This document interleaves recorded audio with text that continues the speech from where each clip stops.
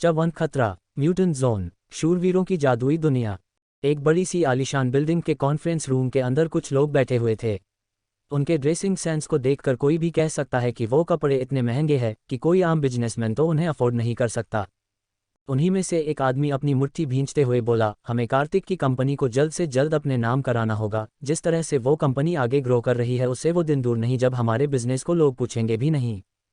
तभी उन्हीं लोगों में से एक काफ़ी मोटे आदमी ने अपने मुंह से सिगार का धुआं बाहर निकलते हुए कहा, अगर कार्तिक हमारे रास्ते से हट जाए तो हमारा काम बहुत ही आसान हो सकता है। तभी दूसरे आदमी ने कहा, लेकिन उसकी बीवी और बच्चे उनका क्या? अगर कार्तिक मर गया तब भी उसकी कंपनी उसके बीवी और बच्चों को मिल जाएगी और हमें कोई फ़ायदा नहीं होगा। तभी सिगार पीते हुए उस आदमी ने कहा, अगर हमें उसकी कंपनी को टेक ओवर करना है तो हमें उसे एक हादसे में मरवाना होगा, बाकी इंतजाम मैंने पहले ही कर रखा है। ये सुनकर सब लोगों की आंखें चमक उठी और वह सिगार पीने वाला आदमी एक खतरनाक शैतानी हंसी हंसने लगा। सिटी साइड में एक आलीशान हवेली के भीतर सुबह के 7 बजते ही एक रूम में अलार्म की आवाज़ आई। आवाज़ सुनते ही वीर ने अपनी आंखें खोली। फिर उसने एक बार अलार्म क्लॉक की तरफ अपनी नींद भरी आंखों से देखा और पास ही तकिए को अपने छोटे हाथों से उठाकर अलार्म क्लॉक पर जोर से दे मारा। क्लॉक गिरकर टूट गई और अलार्म के बंद होते ही वो फिर वापस से सो गया। कुछ देर बाद एक अधेड़ उम्र का व्यक्ति वीर के रूम में आया, जिसकी उम्र लगभग 40-45 वर्ष की रही होगी। उनके काले बालों में से कुछ सफ़ेद बाल भी झांक रहे थे। वो थे मिस्टर कार्तिक, जो कि वीर के पिता थे। वो वीर को अभी भी सोया देख पहले तो उसे प्यार से देखते रहते, फिर वो वीर को जगाते हुए बोले, हैप्पी बर्थडे माय प्रिंस। अपने अपने पापा की आवाज़ सुन वो मुस्कुरा कर उठा और आधी नींद में बोला, थैंक यू डैड। तभी वीर के पिता वीर से थोड़ा गुस्सा दिखते हुए बोले, आज तुम्हारा बर्थडे है और तुम अभी तक सो रहे हो, स्कूल के लिए लेट होना है क्या? जाओ जाकर जल्दी से रेडी हो जाओ। अपने पिता की बात सुनकर कुछ देर बाद वीर तैयार होकर नाश्ता करने के लिए नीचे आ गया। डाइनिंग रूम में उसके पिता और छोटी बहन कृतिका पहले से ही बैठे थे। तभी वीर के पिता वीर को सीढ़ियों के पास खड़ा देखकर बोले, अरे बेटा आ जाओ कुछ खा लो। तब वीर अपने डैड की बात सुनकर मुंह बनाते हुए बोला, मेरा गिफ्ट कहाँ है डैड? तब वीर के पिता उससे बोले, शाम को तुम स्कूल से आकर रेडी रहना, तुम्हारे लिए सरप्राइज है। सरप्राइज का नाम सुनते ही वीर के मन में तो जैसे लड्डू फूटने लगे और इसी खुशी में वीर अपने पिता से पूछा, सरप्राइज? कैसा सरप्राइज डैड? वीर की खुशी देखकर कार्तिक वीर से बोले, अगर मैं तुम्हें पहले ही बता दूंगा तो ये सरप्राइज थोड़ी रह जाएगा। पर डैड मुझे कुछ तो बताए, वीर ने क्यूरियस होकर कार्तिक से पूछा। नहीं, तुम बस इतना जान लो कि तुम इस सरप्राइज को हमेशा याद रखोगे, कार्तिक ने कहा। पर डैड, वीर की बात को बीच में ही काटते हुए वीर के पिता उससे बोले, पर वर कुछ नहीं, चलो अब नाश्ता कर लो। नाश्ता करने के बाद कार्तिक ने वीर और उसकी छोटी बहन कृतिका को सिटी स्कूल छोड़ दिया और फिर वो वह से अपने ऑफिस की तरफ निकल गए। वीर के डैड कार्तिक के पास 3 मिनरल्स की फैक्ट्री थी, जहां से वो बहुत ही महंगे मिनरल्स को निकालते थे। वो मिनरल्स वर्ल्ड के सबसे कीमती मिनरल्स में आते थे। वीर के पिता कार्तिक की फैक्ट्री से जो आउटपुट निकलता था वो बेस्ट था। उनकी फैक्ट्री के मिनरल्स की डिमांड हमेशा ही मार्केट में बनी रहती थी। बड़ी बड़ी फैक्ट्रियों में वो कच्चा माल सप्लाई करते थे। बस कुछ सालों में ही उनकी कंपनी के ग्रुप ने आसमान की बुलंदियों को छूना शुरू कर दिया था। जिस तरह से उनकी कंपनीज तरक्की करती गई, उसी के साथ साथ उनके दुश्मन भी बढ़ते चले गए। यहीं वीर पढ़ने में बहुत तेज था। एग्जाम में हर बार फर्स्ट आना तो जैसे उसके लिए खास बात नहीं थी। वीर क्लास में भी सब टीचर्स का फेवरेट स्टूडेंट बन गया था। उसका एक बेस्ट फ्रेंड था अनुराग। आज वीर जैसे ही स्कूल में एंटर हुआ, अनुराग उसे बाहर ही मिल गया। अनुराग को देखकर वीर की आंखों में एक चमक सी आ गई। अनुराग ने वीर के गले लगते हुए कहा, हैप्पी बर्थडे मेरे भाई। थैंक यू भाई, जवाब देते हुए वीर ने कहा। तभी अनुराग ने वीर से कहा, बता पार्टी कब है? वीर जवाब देते हुए अनुराग से बोला, आज शाम 6 बजे मेरे घर पर है पार्टी। तभी अनुराग वीर की टांग खींचते हुए अपना मुंह बनाते हुए बोला, तो तू मुझे अपने बेस्ट फ्रेंड को अपनी बर्थडे पार्टी में इनवाइट नहीं करेगा? तब वीर ने भी अनुराग की टांग खींचते हुए ही बोला, तुझे बुलाने की जरूरत ही कहाँ पड़ती है, स्कूल के बाद जब तक तो तू मेरे घर पर ही रहता है और कोई तुझे कुछ कहे तो पढ़ाई का बहाना बनाकर मेरे रूम में ही वीडियो गेम्स खेलता रहता है। अनुराग ने थोड़ा अजीब महसूस किया और अनुराग की शक्ल को देखकर वीर हंसने लगा। अभी दोनों बात कर ही रहे थे कि तभी बेल लगने की आवाज़ आई और दोनों क्लास में चले गए। शाम हो गई थी और कार्तिक अपने बेटे वीर के बर्थडे पर टाइम से पहुंचने के लिए निकल गए थे। अभी वह रास्ते में ही थे कि तभी कार की स्टीयरिंग फेल हो गई और उनकी कार सामने तेज रफ्तार से आते हुए ट्रक में जा घुसी। एक पल में ही कार्तिक की आंखों के सामने अपने पूरे परिवार की हंसती खेलती तस्वीरें घूमने लगी। कार्तिक को वह वादा भी याद आया जो उसने अपने बेटे वीर के बर्थडे के लिए आज सरप्राइज देने को कहा था। उन्हें क्या पता था कि यह सरप्राइज वीर के लिए इतना बुरा होने वाला था। तभी उनकी कार ट्रक से टकराकर 4 से 5 बार पलटते हुए रोड से नीचे गिर गई। चटू एक्सीडेंट। म्यूटेंट जोन, शूरवीरों से भरी जादुई दुनिया। जब ये बात वीर की माँ शारदा को पता चला, तब उनकी तो जैसे पूरी दुनिया ही खत्म हो गई। उनका तो जैसे रो रो कर बुरा हाल हो गया था। पूरे घर में जहां हर तरफ शोरगुल हुआ करता था, आज वहां एक अजीब सी खामोशी पूरे घर में फैल गई थी। दरअसल शाम को कार्तिक अपने बेटे वीर के बर्थडे के लिए गिफ्ट लेकर जा रहे थे कि तभी उन्होंने नोटिस किया उनकी कार के ब्रेक में कुछ तो दिक्कत थी। उन्होंने जब ब्रेक लगाया तो उन्हें पता चला कि उनकी कार के ब्रेक फेल हो चुके थे। लेकिन अब इस बात के लिए बहुत ही ज़्यादा देर हो चुकी थी, क्योंकि कार पहले ही हाईवे पर बहुत ज़्यादा स्पीड में थी।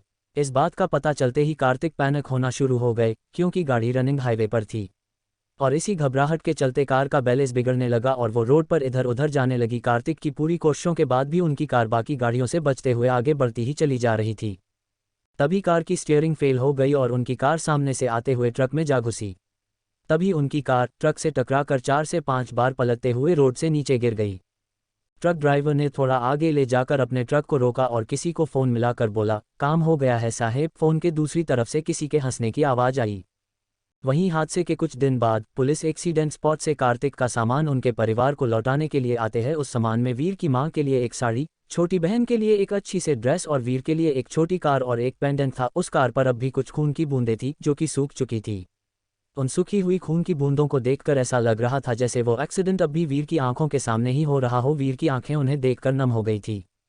वहीं जब वीर ने उस पेंडेंट को देखा तब वह पेंडेंट दिखने में तो काफ़ी ज़्यादा खूबसूरत था, पर अगर कोई उसे ध्यान से देखे तो उस पेंडेंट की डिज़ाइन देखने में कुछ ज़्यादा ही अजीब थी।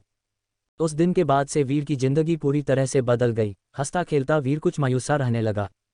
इसी तरह से 8 साल बीत गए। वीर अब 18 साल का हो चुका था।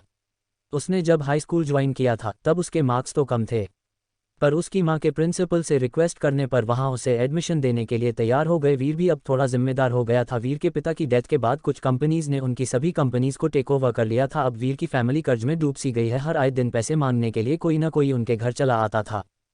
अब घर के नाम पर सिर्फ उनकी हवेली ही बची हुई है। उनकी सारी प्रॉपर्टी जो उनके पास थी वो उन्हें बेचनी पड़ी, लेकिन अब भी उन पर काफ़ी कर्ज बाकी था। आए दिन लोग वीर की फैमिली को पैसों के लिए परेशान करते थे। उनकी बात सुनकर वीर को गुस्सा तो बहुत आता था, क्योंकि ये वही लोग थे जिनकी मदद उसके पिता ने उनके मुश्किल वक्त में की थी और आज वही लोग उसकी फैमिली को परेशान कर रहे थे। लेकिन वीर कुछ कर भी तो नहीं सकता था। इधर वीर के रूम की हालत देखकर कोई भी कह सकता है कि वर्ल्ड वॉर 2 यहीं लड़ा गया था। रूम के अंदर किसी के भी आने पर सख्त मनाही थी, इसलिए रूम में चारों तरफ गंदगी फैली हुई है। रूम की साफ सफाई किए तो जैसे सालों बीत चुके हैं, लेकिन इन सब में एक बात अजीब थी, वो ये कि रूम में गंदगी होने के बाद भी वहां पर किसी भी तरह की बदबू नहीं आ रही थी। यह शायद इसीलिए था क्योंकि वीर को भी अपने पिता की तरह ही गंदगी पसंद नहीं थी, और जो गंदगी उसके रूम में थी वह रूम के सामान के इधर उधर गिरे होने के कारण थी। वहाँ कुछ भी ऐसी चीज़ नहीं थी जो बदबू फैला सके। एक दिन सुबह के 8 बजते ही वीर की माँ वीर को आवाज़ लगाते हुए बोली, वीर बेटा आज तो जल्दी उठ जा, आज तेरा रिजल्ट आने वाला है। अपनी माँ की आवाज़ सुनकर वीर ने अपनी आंखें खोली और टाइम देखा कि 8 बज रहे हैं। तब वीर ने जवाब दिया, अभी तो 8 ही बज रहे हैं माँ, सोने दो ना। ये कहकर वीर फिर से सो गया। थोड़ी देर की नींद लेने के बाद वीर अचानक से ही अपनी आंखें खोलता है और जब वह घड़ी की तरफ देखता है तब 9 बजने में सिर्फ 15 मिनट ही बचे थे। ये देखकर वह बड़बड़ाता है, आज फिर मैं लेट हो जाऊंगा। इतना कहकर वीर बिजली की तेजी से अपने बिस्तर से निकलकर बाथरूम की तरफ भागा। चौथी प्रपोज। म्यूटेंट जोन, शूरवीरों की जादुई दुनिया। अपनी माँ की आवाज़ सुनकर वीर ने अपनी आंखें खोली और टाइम देखा कि 8 बज रहे थे। तब वीर ने जवाब दिया, अभी तो 8 ही बज रहे हैं माँ, सोने दो ना। ये कहकर वीर फिर से सो गया। थोड़ी देर की नींद लेने के बाद वीर ने अचानक से ही अपनी आंखें खोली। फिर जब उसने घड़ी की तरफ देखा तो अभी 9 बजने में सिर्फ 15 मिनट ही बचे हुए थे। ये देखकर वो बड़बड़ाते हुए बोला, आज फिर मैं लेट हो जाऊंगा। इतना कहकर वीर बिजली की तेजी के साथ अपने बिस्तर से निकलकर बाथरूम की तरफ भागा। वीर के रूम से सामान इधर उधर करने की आवाज़ें बाहर तक आ रही थी। ये सुनकर कृतिका हंसते हुए अपनी माँ से बोली, माँ लगता है कि भैया आज फिर से लेट हो जाएंगे। कृतिका की बात सुनकर उसकी माँ ने घड़ी की तरफ देखा और कृतिका से कहा, तेरा भाई में सिर्फ एक ही तो काबिलियत है जल्दी तैयार होने की, वो उसमें पीछे नहीं रहेगा। अभी उन्होंने अपनी बात खत्म भी नहीं की थी कि तभी वीर के कमरे का दरवाज़ा खुला और वीर अपने जूते पहनते हुए बाहर की तरफ भागा और बस 2 मिनट में नाश्ता खत्म करके खड़ा हो गया। अभी 9 बजने में 8 मिनट बाकी थे। वीर की स्पीड देखकर तो उसकी माँ और छोटी बहन दोनों की ही आंखें खुली की खुली रह गई। इससे पहले कि वो दोनों कुछ समझ पाते, उससे पहले ही वीर तुरंत स्कूल के लिए निकल गया। स्कूल पहुंचते ही वीर ने देखा कि क्लास का टाइम तो पहले ही हो चुका था और किसी भी वक्त क्लास के लिए बेल लग सकती थी। तब वीर मन ही मन बड़बड़ाते हुए बोला, अरे यार, आज फिर से लेट हो जाऊंगा। अभी उसने इतना कहा ही था कि तभी उसे बेल लगाने की आवाज़ आई। आवाज़ को सुनते वीर अपनी पूरी ताकत लगाकर किसी जेट की तरह भागते हुए क्लास में पहुंच गया। वीर जब क्लास में पहुंचा तो उसने देखा कि अब तक शर्मा सर क्लास में नहीं आए थे। तब वो रोज की तरह ही अपनी लास्ट बेंच पर जाकर बैठ गया। कुछ देर बाद क्लास में एक लड़की एंटर हुई। वीर तो उसे देखता ही रह गया। उस लड़की का नाम विनीता था। वीर आज डिसाइड करके ही आया था कि वो आज विनीता को प्रपोज करके ही रहेगा। अपने मन में यही ख्याल लेकर वो फर्स्ट बेंच की तरफ गया और विनीता के सामने घुटनों के बल बैठकर उसके सामने एक रोज़ आगे कर दिया। ये देखकर सभी स्टूडेंट्स ने चिल्लाना शुरू कर दिया। वीर अभी कुछ बोलने ही वाला था कि तभी विनीता, जो अब तक शॉक्ड खड़ी थी, उसने भी वीर को देखकर हंसना शुरू कर दिया। वीर को लगा कि शायद उसके प्रपोज करने की वजह से विनीता हंस रही थी, लेकिन तभी पीछे से आवाज़ आई, ए मजनू के भतीजे, जा जाकर अपनी जगह पर बैठ जा। पता नहीं आजकल के बच्चों को हो क्या गया है, दूध के दांत टूटे नहीं और चले हैं आशिकी लड़ाने। ये आवाज़ सुनकर वीर हक्का बक्का रह गया। वो तुरंत पलट कर देखा तो पीछे शर्मा सर खड़े हुए थे। शर्मा सर को देखते ही वीर तुरंत अपना मुंह नीचे करके अपनी लास्ट बेंच पर जैक बैठ गया। उसके बाद शर्मा सर अपनी सीट पर बैठते हुए बोले, ओके स्टूडेंट्स, आपकी एग्ज़ाम का रिजल्ट मेरे हाथ में है और हर बार की तरह इस बार भी क्लास में पीछे से टॉप किया है वीर रंधावा ने, जो सिर्फ इंग्लिश में ही पास हो पाया है, वो भी बाउंड्री लाइन पर। शर्मा सर की बात सुनकर सभी बच्चे हंसने लगे। वीर को तो ऐसा लग रहा था कि मानो विनीता ही सबसे ज़्यादा हंस रही थी। सभी बच्चों में उसकी हंसी की आवाज़ ही गूंज रही थी। विनीता को देखकर वीर के दिमाग में एक ही गाना आ रहा था, ठुकरा के मेरा प्यार मेरा इंतकाम देखेगी। तब वीर अपने आप से वादा करते हुए बोला, विनीता खुराना, एक दिन तुम मुझे ठुकराने के लिए जरूर पछताओगी और ये फिर रंधावा का वादा है। बड़े लोगों ने ठीक ही कहा है, उम्र जितनी कम हो दिमाग भी उतना ही कम होता है, और जो दिमाग होता है जवानी के जोश में वो भी काम करना बंद कर दिया। इस वक्त वीर की सबसे बड़ी प्रॉब्लम अपनी मार्कशीट पर अपनी माँ के साइन करवाने की थी।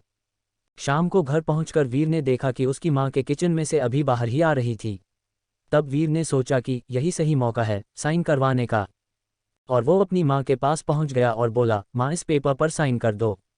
उस डॉक्यूमेंट को देखकर वीर की माँ ने पूछा, ये क्या है? तब वीर जल्दी से अपने दिमाग के घोड़े दौड़ाते हुए बोला, माँ वो हमारे मैथ्स टीचर है ना, शर्मा जी, उनको भूलने की बीमारी हो गई है। तब उसकी माँ हैरान होकर बोली, क्या बात कर रहे हो बेटा? अपनी माँ की बात को बीच में ही काटते हुए वीर बोला, हाँ माँ, वो तो अब हर बात भूल जाते हैं। जैसे? वीर की माँ ने पूछा तो वीर ने कहा, जैसे कल तो वो अपनी पेंट पहनकर आना ही भूल गए थे। अच्छा फिर बेटा? वीर की माँ ने पूछा। तब वीर ने जवाब दिया, फिर क्या प्रिंसिपल ने उन्हें वापस भेज दिया और हम सबको ये लेटर दिया और कहा कि सभी अपने पेरेंट्स के सिग्नेचर करवा के लाए ताकि शर्मा सर का ट्रीटमेंट किसी अच्छे हॉस्पिटल में करवा सके और तब तक हमारी क्लासेस दूसरे टीचर लेंगे।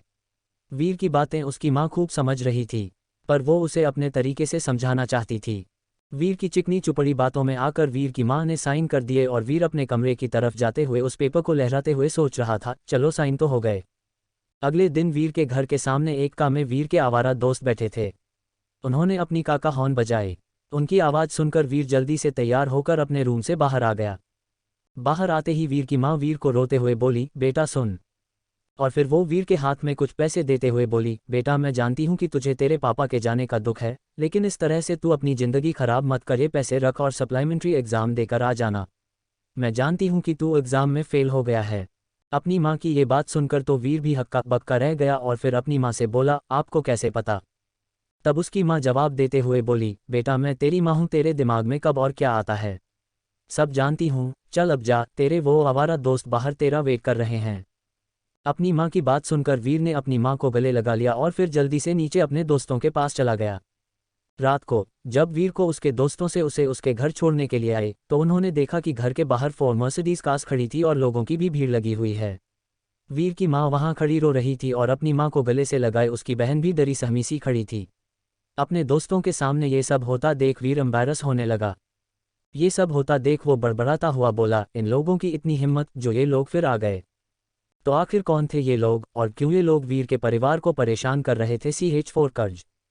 रात को जब वीर के दोस्त उसे घर छोड़ने के लिए आते हैं तब वह देखते हैं कि घर के बाहर 4 मर्सिडीज कार खड़ी है और लोगों की भी भीड़ लगी हुई है। वहीं पास ही वीर की माँ वहाँ खड़ी रो रही होती हैं और अपनी माँ को गले लगाए उसकी बहन दरी सहमी सी खड़ी हैं। अपने दोस्तों के सामने ये सब होता देख वीर एम्बैरस होने लगता है। ये सब होता देख वह बड़बड़ाते हुए बोला, इन लोगों की इतनी हिम्मत, ये लोग फिर आ गए। वीर की बात सुनकर उसका एक मोटू दोस्त उससे पूछने लगा, कौन है ये लोग और तेरी माँ और बहन को क्यों परेशान कर रहे हैं। तब वीर अपने दांत पिसते हुए बोला, ये वही लोग हैं जिनके बिजनेस मेरे पापा ने डूबते डूबते बचाए थे और इनके बिजनेस को फिर से खड़ा किया था, और आज ये लोग मेरे पापा की डेथ के बाद उनकी कंपनी में हुए नुकसान के पैसे लेना चाहते हैं। इतना कहकर वीर जल्दी से गाड़ी से उतरकर उन लोगों के पास पहुंच गया। तब उन्हीं लोगों में से एक, जिसका नाम टाइकून ठकराल था, वह वीर को देखकर बोला, लो आ गया इनका निकम्मा बेटा, आओ आपकी ही कमी थी। अब जल्दी से बताओ कि हमारे पैसे कब लौटाओगे। वीर की माँ अपने रुंधे गले से बोली, कहाँ से लाऊंगी मैं इतने पैसे, और वीर भी तो अभी इतना छोटा है। तभी उन्हीं लोगों के बीच में खड़ा वीर का मामा बोला, ये हवेली है ना, बेच दो इसे और चुका दो पैसे। वीर की माँ बोली, भाई साहब ऐसे कैसे बेच दे, उनके गुजर जाने के बाद ये हवेली ही तो उनकी आखिरी निशानी है, हम इसे नहीं बेच सकते। तभी ठकराल बीच में ही बोल पड़ा, वो सब हम नहीं जानते, हमें हमारे पैसे चाहिए, अगर नहीं दिए तो अगली बार हम पुलिस को लेकर आएंगे, तब देखते हैं कि तुम लोग क्या बहाना बनाते हो। ठकराल की बात सुनकर वीर से रहा नहीं गया और वह जवानी के जोश में बोल पड़ा, कितने रुपए चाहिए आप लोगों को मुझे और मेरी फैमिली को अकेला छोड़ने के लिए, मैं दूंगा आप लोगों के पैसे। वीर के अंकल हंसते हुए बोले, तुम्हारी माँ तो इतने सालों में हमारा कर्ज चुका नहीं पाए और तुम कहते हो कि तुम हमारा कर्ज उतारोगे। अपने अंकल की बात सुनकर वीर अपने दांत भींचते हुए बोला, शर्म आनी चाहिए आप लोगों को, मेरे पापा ने आप और आपकी फैमिली के लिए क्या कुछ नहीं किया। आपके डूबते हुए बिजनेस को बचाया और आप उनके गुजर जाने के बाद उनकी फैमिली को परेशान कर रहे हो। वीर की तीखी बातें सुनकर पास ही खड़ी वीर की आंटी उससे बोली, ये लाज शर्म की बात तुम ना ही करो तो अच्छा है, अच्छा होगा, एक तो हमारे पैसे नहीं लौटा रहे हो और ऊपर से हमें ही ब्लेम कर रहे हो। वीर झल्लाते हुए बोला, कितने रुपए चाहिए आप लोगों को। वीर के अंकल ने जवाब देते कहा, 6 करोड़।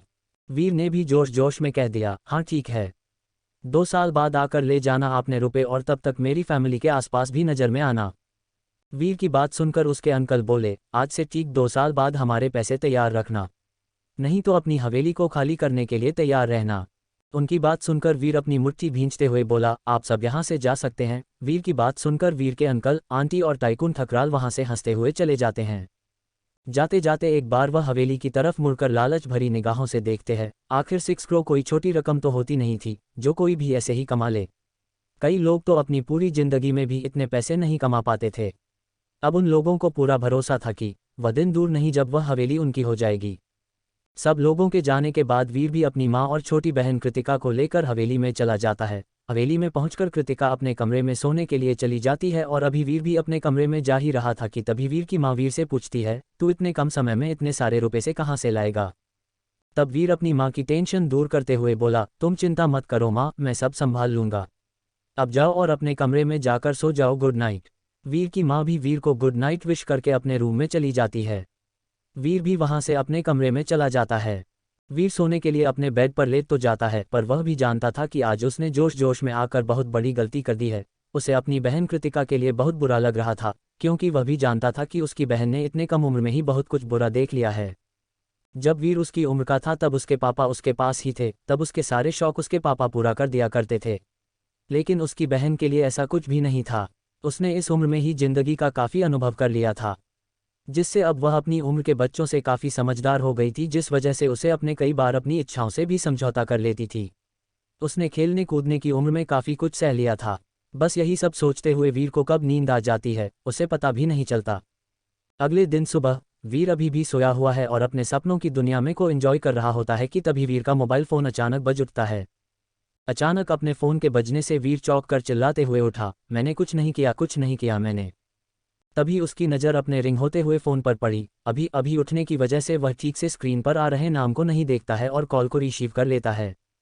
वह एक वीडियो कॉल थी। वीर के कॉल उठाते ही अचानक एक इंसान की राक्षसों की तरह हंसती हुई इमेज सामने आ गई। वीर तो उन्हें देखकर गिरते गिरते बचा। स्क्रीन पर वीर के बचपन के दोस्त अनुराग के पिता प्रकाश मित्तल थे। आखिर क्यों बदब रहा था वीर अपने सपने में, और कौन है प्रकाश मित्तल। च5 एक खतरनाक रास्ता। म्यूटेंट जोन, शूरवीरों से भरी जादुई दुनिया।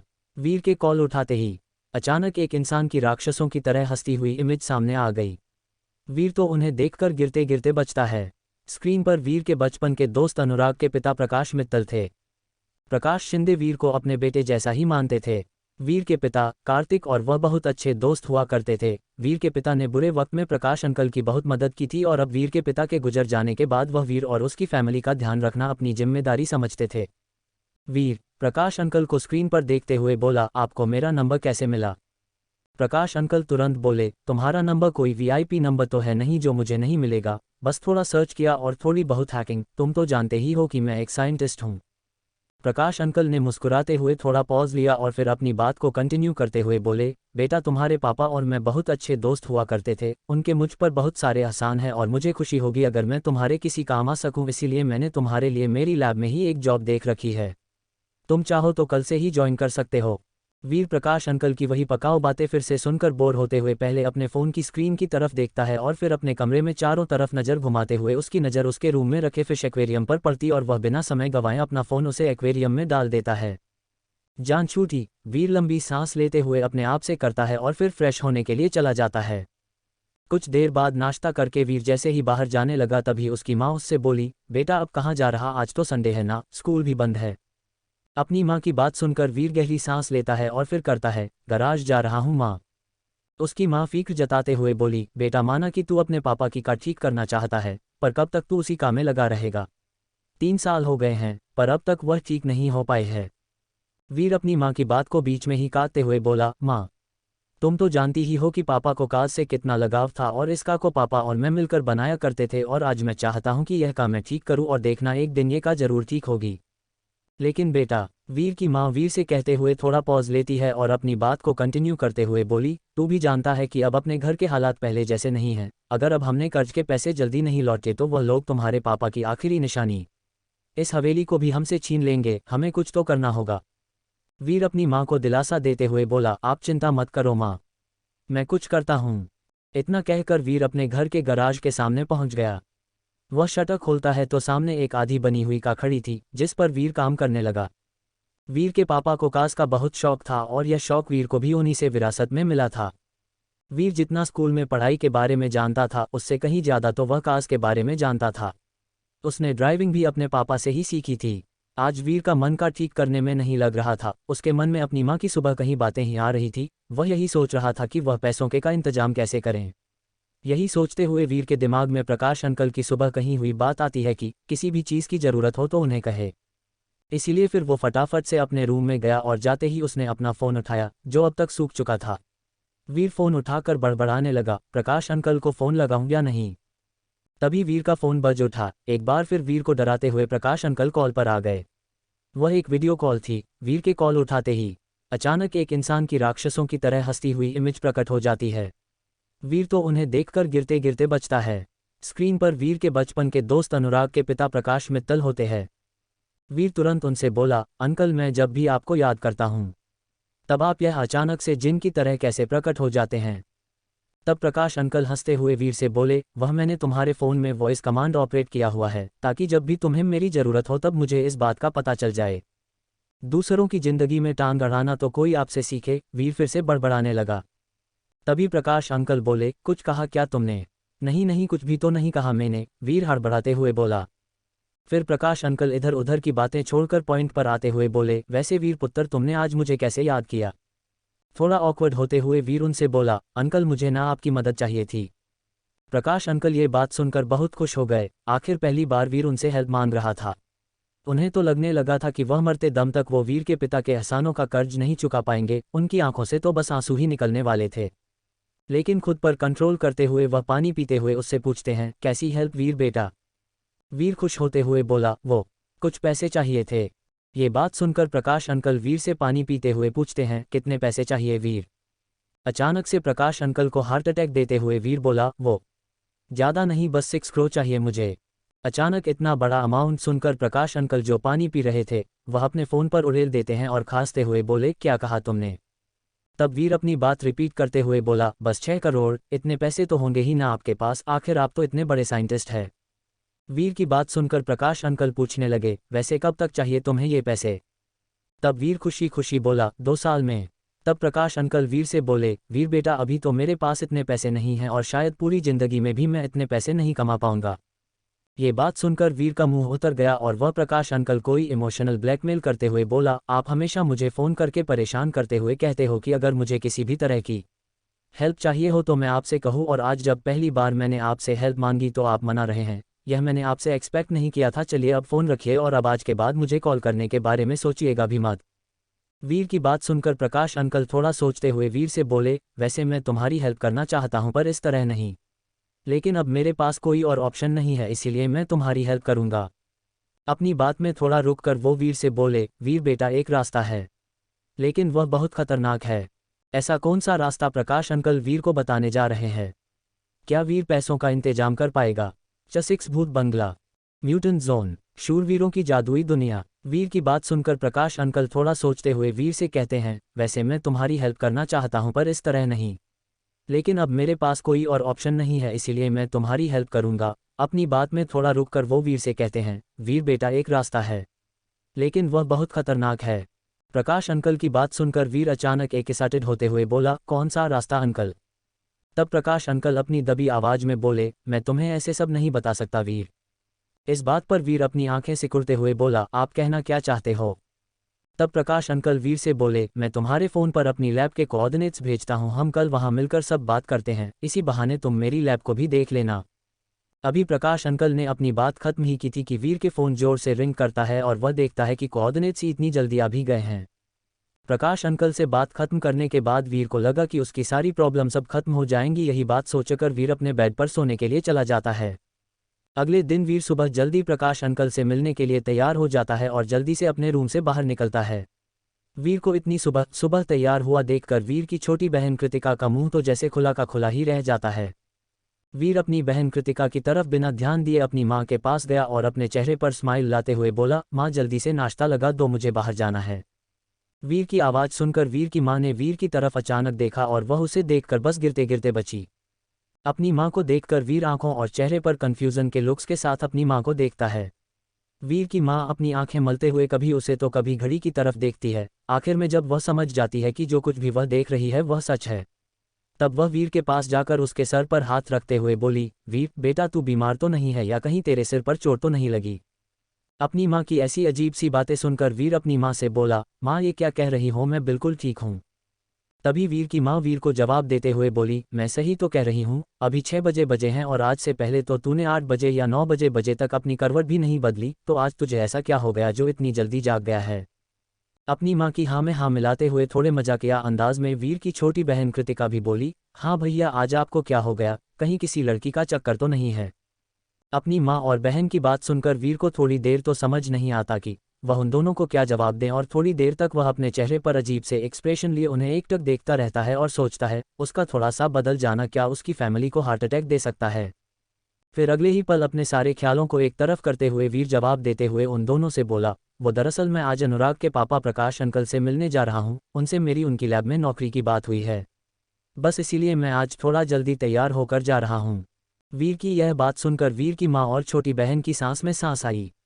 तब वीर की माँ भी वीर से बोली, नौकरी में कोई खतरा तो नहीं है ना बेटा? तब वीर भी अपने चेहरे पर मुस्कान लेकर अपनी माँ की परेशानी को दूर करते हुए बोला, नहीं माँ, नहीं, नौकरी में कोई खतरा नहीं है, तू मुझे मत बना, मैं प्रकाश भाई साहब से खुद बात करूंगी कि वह हर वक्त तेरे साथ रहे। अपनी आवाज़ में टेंशन के साथ में वीर की माँ वीर से बोली। तब अपनी माँ की बात सुनकर वीर को समझ नहीं आता कि वो रिएक्ट कैसे करें। आखिर वह भी अपनी माँ की परेशानी को अच्छे से जानता था। वह नहीं चाहती है कि जिस तरह वीर के पिता कार्तिक रंधावा की मौत हुई उसी तरह वीर भी किसी खतरे में पड़े।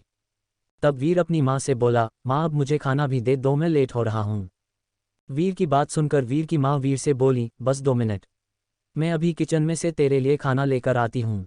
इतना कहकर वीर की माँ वहाँ से वीर के लिए खाना लेने के लिए चली जाती है। खाना खत्म करने के बाद वीर जल्दी से प्रकाश अंकल की लैब की तरफ निकल पड़ता है।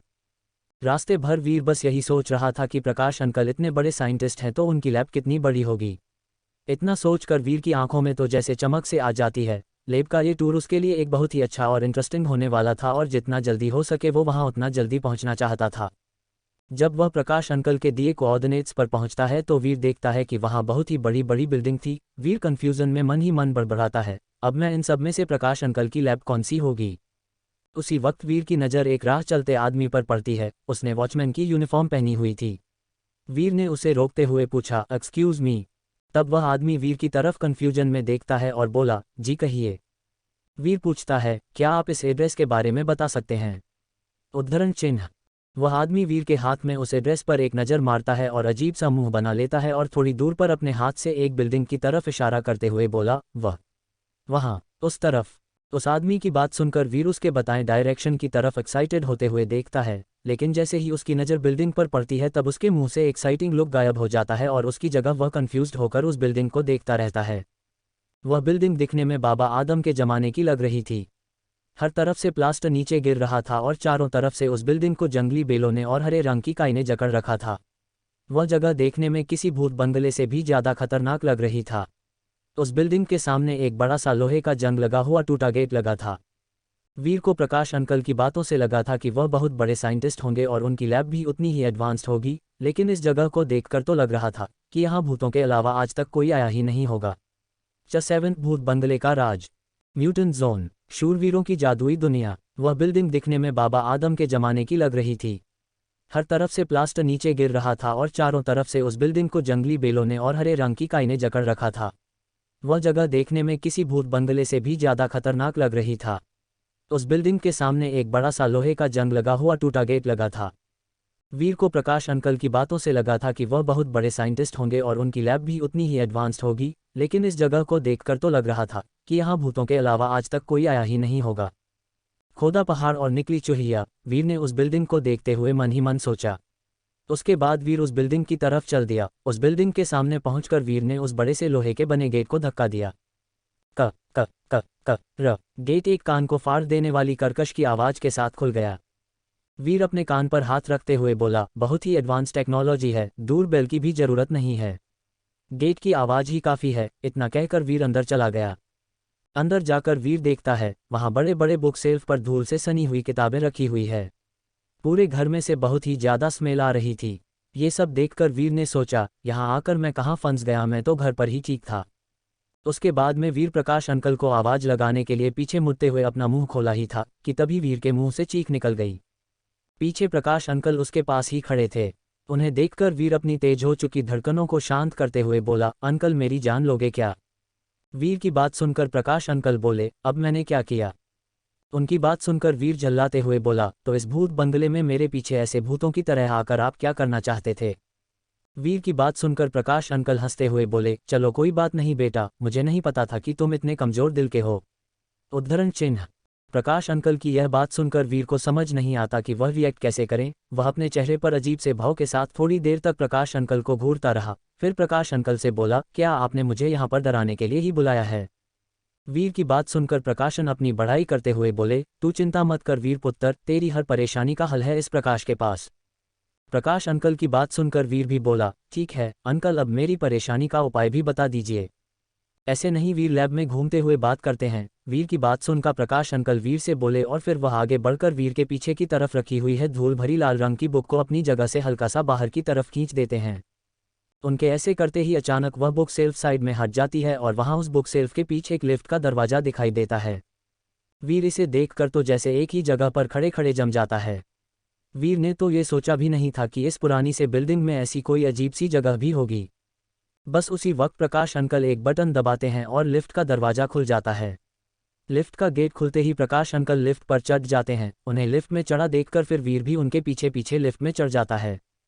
लिफ्ट का दरवाजा बंद होते हैं। लिफ्ट तेजी से जमीन में नीचे की तरफ जाने लगती है। कुछ देर के बाद लिफ्ट का दरवाजा फिर से खुलता है। तब वीर अपने सामने की चीज़ों को देखकर जैसे जमसा जाता है। कुछ देर के लिए तो वह सांस लेना भी भूल कर जाता है। वीर के सामने एक बड़ी सी लैब थी, जिसके अंदर कई ऑटोमेटिक मशीन लगी हुई थी। साथ ही वहाँ कई रोबोट्स भी काम कर रहे थे। वहाँ कई तरह के केमिकल्स रखे हुए थे, जिनमें से कुछ में से तो वाइट रंग का धुआं भी निकल रहा था। दीवारों पर बड़े बड़े टीवी लगे हुए थे। पास ही में और भी कई बड़े बड़े कंप्यूटर्स रखे हुए थे। वीर ने अपनी आंखें मली और एक बार लैब को ध्यान से देखा और फिर उसने अपनी आंखों से घूरते हुए प्रकाश अंकल की तरफ देखा। अपनी तरफ वीर को ऐसे देखते हुए देखकर प्रकाश अंकल थोड़ा असहज होते हुए वीर से बोले, क्या हुआ वीर, तुम मुझे ऐसे क्यों घूर रहे हो? तब वीर एक बार फिर पूरी लेब को एक नज़र देखते हुए पूछता है, आपके पास इतनी बड़ी लेब है, पर फिर भी इसे उस भूत बंगले के नीचे इस तरह छुपा कर रखा है, और साथ में मैंने जब आपसे पैसे मांगे तब आपने पैसे भी देने से मना कर दिया। आपने ऐसा क्यों किया? तब वीर की बात सुनकर प्रकाश अंकल बोले, ये लैब मुझे दरअसल सरकार की तरफ से एक्सपेरिमेंट्स करने के लिए मिली है और यह सारी जो करोड़ों के एडवांस्ड इक्विपमेंट्स तुम देख रहे हो ये सब भी सरकार की तरफ से नहीं मिले हैं। मैं तुम्हारे लिए ज़्यादा कुछ नहीं, बस इस लैब में एक जॉब ही दिलवा सकता हूँ। तभी प्रकाश अंकल को एक मशीन के बीप करने की आवाज़ आती है। प्रकाश अंकल जल्दी से बोले, तुम लैब देखो, मैं अभी आया।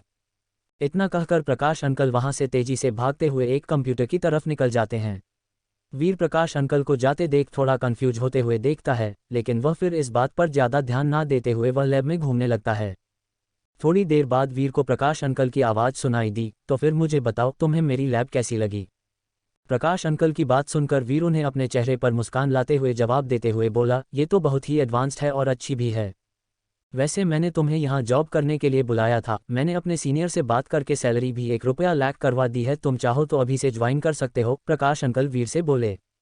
Chat magical power, mutant zone, शूरवीरों की जादुई दुनिया। वैसे मैंने तुम्हें यहाँ जॉब करने के लिए बुलाया था, मैंने अपने सीनियर से बात करके सैलरी भी 1 रुपया लाख करवा दी है, तुम चाहो तो अभी से ज्वाइन कर सकते हो। प्रकाश अंकल वीर से बोले। वीर प्रकाश अंकल की बात सुनकर उन्हें अजीब तरीके से देखते हुए बोला, आप जानते हैं ना कि मेरे पास ज़्यादा समय नहीं है, आपकी इस जॉब से मुझे अपना कर्ज चुकाने में पूरे 41 साल और 8 महीने लग जाएंगे। अगर मैं कोई खर्च नहीं करूं तो। उद्धरण चिन्ह। वीर की बात सुनकर प्रकाश अंकल वीर से बोले, मैं जानता हूं, लेकिन इस वक्त मैं तुम्हारे लिए बस यही कर सकता हूं। ये सुनकर वीर उनसे बोला, कोई तो रास्ता होगा। वीर की बात सुनकर प्रकाश अंकल थोड़ा सोचते हुए एक गहरी सांस लेते हैं और फिर वीर से बोले, वैसे एक रास्ता तो है, लेकिन उसमें खतरा भी बहुत है। प्रकाश अंकल की बात सुनकर वीर थोड़ी देर के लिए सोच में पड़ जाता है और फिर कुछ देर सोचने के बाद वीर प्रकाश अंकल से बोला, मैं तैयार हूँ इस काम के लिए, जितना भी खतरा हो मैं करूँगा, बस आप ये बात माँ को मत बताइएगा, वह यूं ही बेवजह परेशान होगी। वीर की बात सुनकर प्रकाश अंकल बोले, आज तुम्हारे पिता कार्तिक जिंदा होते तो तुम पर बहुत गर्व करते, मैंने तुम्हारे पिता से वादा किया था कि तुम्हारी और तुम्हारी फैमिली का मैं हमेशा ध्यान रखूंगा, लेकिन आज तुम्हें ये कदम उठाना पड़ रहा है, उम्मीद करता हूं कि वह भी यही चाहते होंगे। उद्धरण चिन्ह। प्रकाश अंकल की बात सुनकर वीर भावुक हो गया और वो प्रकाश अंकल को गले से लगाते हुए बोला, शायद आप ठीक ही कह रहे हैं, वैसे काम क्या है। प्रकाश अंकल तुरंत बोले, हाँ, मैं तो ये भूल ही गया था, अब मेरी बात ध्यान से सुनना। वीर भी प्रकाश अंकल की बात पर अपना सर में हिलाता है, फिर प्रकाश अंकल अपनी बात को जारी रखते हुए बोले, असल में हमारी सरकार ने हमसे कुछ बहुत ही जरूरी बातें छुपाई है, हमारे प्लेनेट पर कई जगहों पर मिशन चलाए जाते हैं। प्रकाश अंकल की बात सुनकर वीर उनसे हैरानी के साथ पूछने लगा, लेकिन वह मिशंस होते किस तरह के हैं। उद्धरण चिन्ह। वीर की बात सुनकर प्रकाश अंकल एक गहरी सांस लेते हैं और वीर को बताते हुए बोले, ये बात करीब 200 साल पुरानी है, जब हमारी आकाशगंगा के सभी 9 ग्रहों से एस्ट्रॉइड टकराए थे, तब जनसंख्या के ज़्यादा नहीं होने से यह बात सरकार की तरफ से दबा दी गई थी। इन एस्ट्रॉइड की बारिश को हम एस्ट्रॉइड अटैक बोले। प्रकाश अंकल की यह सब बातें सुनकर वीर कन्फ्यूजन में प्रकाश अंकल से बोला, अंकल ये तो मैं जनता हूँ, पर आप मुझे मिशन के बारे में बता रहे थे और अब क्या एस्ट्रॉइड की बातों को लेकर बैठ गए, सीधे पॉइंट पर आइए ना।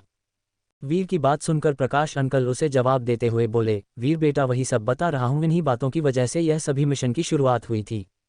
प्रकाश अंकल पर वह कैसे, वीर क्यूरियस होते हुए प्रकाश अंकल से पूछता है।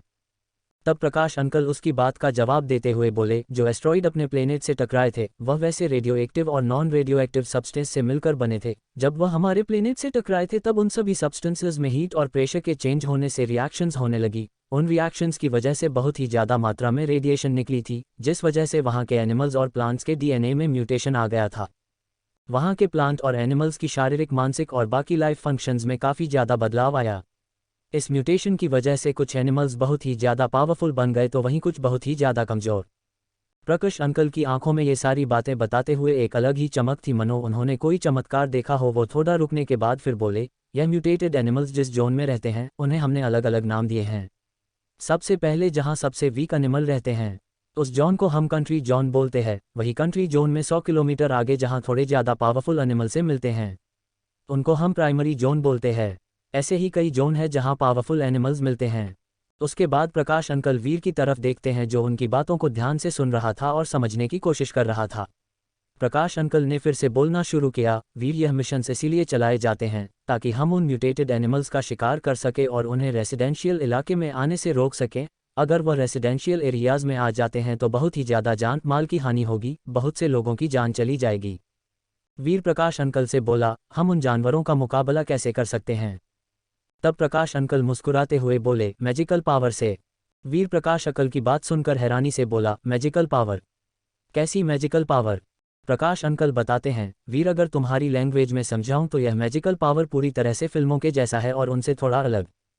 प्रकाश अंकल कंफ्यूजन के साथ खड़े वीर की तरफ देखते हैं और वीर के चेहरे के एक्सप्रेशन को देखकर प्रकाश अंकल वीर को समझाते हुए बोले, वीर असल में हमारे पास जितनी जानकारी है उसके अनुसार जब उन जानवरों में म्यूटेशन आया था तब उन्हें बहुत सी पावर से मिली थी, जैसा कि हर कोई जानता है कि किसी का भी शरीर हो, चाहे वह एनिमल्स का हो या प्लांट्स का, वह कुछ एलिमेंट से मिलकर ही बना हुआ होता है, जैसे wind, fire, lightning, soil, water आदि।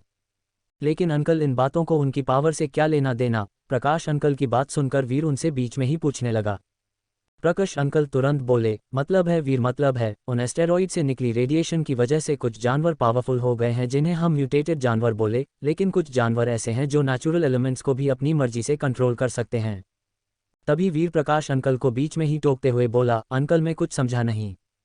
समझाता हूँ वीर, प्रकाश अंकल गहरी सांस लेते हुए बोले, और फिर कुछ उदाहरण देते हुए कहने लगे, ये बिल्कुल वैसा ही है जैसा कि सुपर हीरो फिल्म में होता है। हम इन जानवरों को म्यूटेटेड बीस्ट बोलते हैं। यह अपनी मर्जी से कई तरह के एलिमेंट्स को काबू करके अपने दुश्मनों पर हमला करके उन्हें खत्म करने में सक्षम हो सकते हैं। तब वीर उत्सुकता के साथ प्रकाश अंकल से पूछने लगा, अगर यह जानवर, मेरा मतलब म्यूटेटेड बीस्ट, इतनी ज़्यादा ताकतवर है तो हम इनका मुकाबला कैसे कर सकते हैं? तब वीर के सवालों का जवाब देते हुए प्रकाश अंकल बोले, इस दुनिया में कुछ भी असंभव नहीं है, सब कुछ संभव है। सब जानते हैं कि ह्यूमन बॉडी भी एलिमेंट से मिलकर ही बनी है और हम अगर अपने अंदर की एलिमेंटल पावर को जगा ले तब हम भी एलिमेंट्स को कंट्रोल कर सकते हैं। यह एक तरह से जादू ही है। ये सब सुनकर वीर को समझ नहीं आ रहा था कि वह रिएक्ट कैसे करें। ये सब जानकर वीर भी जल्द से जल्द एलिमेंट्स पर काबू करना सीखना चाहता था। च9 फोकस। म्यूटेंट जोन, शूरवीरों की जादुई दुनिया। तब वीर के सवालों का जवाब देते हुए प्रकाश अंकल बोले, इस दुनिया में कुछ भी असंभव नहीं है, सब कुछ संभव है। सब जानते हैं कि ह्यूमन बॉडी भी एलिमेंट से मिलकर ही बनी है और हम अगर अपने अंदर की एलिमेंटल पावर को जगा ले तब हम भी एलिमेंट्स को कंट्रोल कर सकते हैं। यह एक तरह से जादू ही है। ये सब सुनकर वीर को समझ नहीं आ रहा था कि वह रिएक्ट कैसे करें। ये सब जानकर वीर भी जल्द से जल्द एलिमेंट्स पर काबू करना सीखना चाहता था। वैसे तो इन सब चीज़ों को सीखने के लिए जिस ट्रेनिंग की ज़रूरत होती है, लेकिन उन सब बातों में बहुत समय लग जाएगा और हमारे पास समय नहीं है, प्रकाश अंकल वीर से बोलते हैं। तो कोई तो दूसरा रास्ता होगा ना अंकल? वीर प्रकाश अंकल से बोला। वीर की बात सुनकर प्रकाश अंकल बोले, तुम उन सब बातों की चिंता मत करो, वो मैं सब कर दूंगा। तुम बस इतना ध्यान रखना कि तुम्हारे हाई स्कूल की पढ़ाई जल्द ही खत्म होने वाली है। उसके बाद मैं तुम्हें सिटी इंटरनेशनल कॉलेज में एडमिशन दिलवा दूंगा। ये सुनकर वीर प्रकाश अंकल से पूछता है, सिटी इंटरनेशनल कॉलेज ही क्यों? मैं तो किसी भी कॉलेज से अपनी पढ़ाई पूरी कर सकता हूँ, और जहाँ तक मुझे पता है इस कॉलेज में सिर्फ बहुत ही बड़े और अमीर खानदान के बच्चे पढ़ने के लिए आते हैं। हाँ वीर, तुम सही कह रहे हो, लेकिन तुम इसकी चिंता मत करो, मैं तुम्हारा एडमिशन करवा दूंगा। वैसे भी अगर तुम्हें म्यूटेंट जोन में जाना है तो उसके लिए ट्रेनिंग की भी ज़रूरत होगी, प्रकाश अंकल वीर से कहते हैं। प्रकाश अंकल की बात सुनकर वीर उनसे बोला, इसका मतलब उस कॉलेज में मुझे ट्रेनिंग भी दी जाएगी? तब प्रकाश अंकल वीर से कहते हैं, हाँ वीर, वैसे तो सिटी इंटरनेशनल कॉलेज बाकी कॉलेजों जैसा ही है, पर वहाँ सीक्रेटली तुम्हें और तुम्हारे जैसे दूसरे लोगों को ट्रेनिंग दी जाती है ताकि तुम्हें म्यूटेंट जोन में ज़्यादा परेशानी का सामना न करना पड़े। प्रकाश अंकल की बात सुनकर वीर बोला, पर अंकल मैं तब तक क्या करूँगा? उद्धरण चिन्ह। वीर की बात सुनकर प्रकाश अंकल एक गहरी सांस लेते हैं और फिर कहते हैं, वीर तब तक तुम ध्यान लगाओ, क्योंकि अगर तुम म्यूटेंट जोन में जाना चाहते हो तब तुम्हें अपनी एलिमेंटल पावर्स को जगाना होगा। प्रकाश अंकल की बात सुनकर वीर उनसे पूछता है, लेकिन अंकल मेरी एलिमेंटल पावर्स का ध्यान लगाने से मतलब?